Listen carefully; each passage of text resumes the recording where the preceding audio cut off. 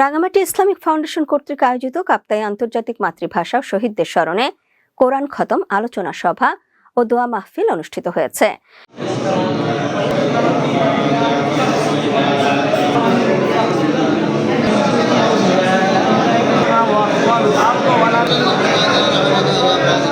শনিবার সকাল 10টায় কাপ্তাই ইসলামিক ফাউন্ডেশনের ফিল্ড সুপারভাইজার মোহাম্মদ নাসির উদ্দিনের সভাপতিত্বে কাপ্তাই মডেল মসজিদে এই উপলক্ষে কোরআন খতম ও আলোচনা সভা অনুষ্ঠিত হয়।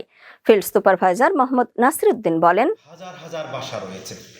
শুধু আপনি যদি একটা দেশ ইন্ডিয়া ভারত যেটা আছে ওইটাতে যদি আপনি এখানে এমন কতগুলো অঙ্গরাজ্য আছে যে এক অঙ্গরাজ্যের ভাষা আর এক অঙ্গরাজ্যের মানুষ বুঝে না।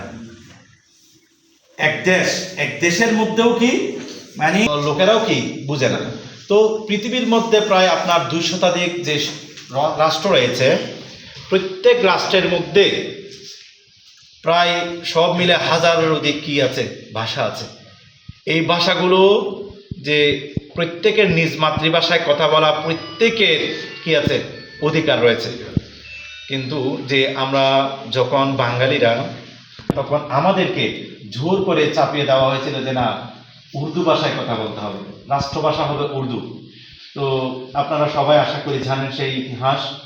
তখন সে 1952 আমাদের রফিক, সালাম, বরকত ভাইয়েরা রাজপথে ঝাঁপিয়ে পড়েছিল এবং তাদের তাজা বুকের রক্ত দিয়ে আমাদের সেই মাতৃভাষা আমাদের জন্য ছিনিয়ে এনেছিল।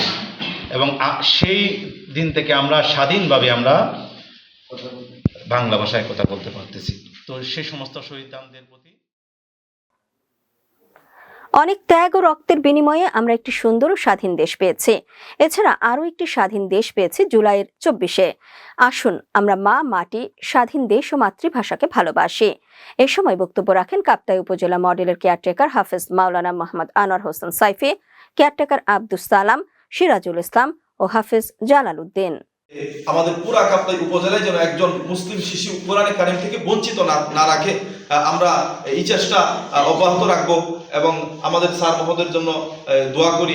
এর আগে সকল শহীদদের স্মরণে কোরআন খতম পড়ানো হয় এবং দোয়া মাহফিল অনুষ্ঠিত হয়। দোয়া মাহফিলে মোনাজাত করেন হাফেজ আবুল কালাম। এ সময় কাপ্তাই মসজিদ ভিত্তিক শিশু গণশিক্ষা কার্যক্রমের সকল শিক্ষকগণ উপস্থিত ছিলেন।